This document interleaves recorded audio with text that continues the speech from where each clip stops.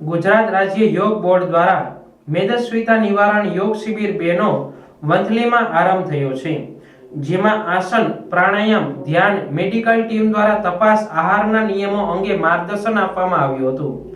રાજ્ય સરકાર દ્વારા નાગરિકોને સ્વસ્થ રાખવા અને મેદસ્વીતાથી મુક્ત રાખવા સ્વસ્થ ગુજરાત, મેદસ્વીતાના મુક્ત ગુજરાત અભિયાન કાર્યરત કરવામાં આવ્યું છે.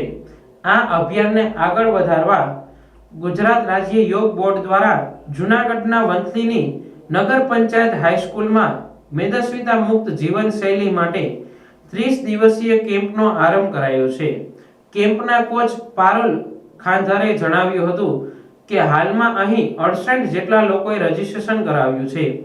આ કેમ્પ દ્વારા લોકોને યોગ અને આહાર થકી મેદસ્વીતા ઘટાડવા માટેના આસનો, પ્રાણાયામ, ડાયટ વગેરેના માર્ગદર્શન દ્વારા આરોગ્યપ્રદ જીવનશૈલી માટે પ્રેરિત કરવામાં આવી રહ્યા છે. તેમજ આ કેમ્પ દરમિયાન મેડિકલ રિપોર્ટ કરવામાં આવશે.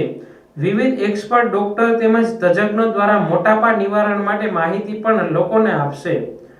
આપને જણાવી દઈએ કે મેદસ્વીતા એ આજે સમાજ માટે ચિંતાનો વિષય બન્યો છે. મેદસ્વીતાથી અનેક બીમારીઓ ઉદ્ભવે છે. નાગરિકોના તન અને મનનો ભાર ઘટાડવામાં એક અસરકારક પગલું પુરવાર છે.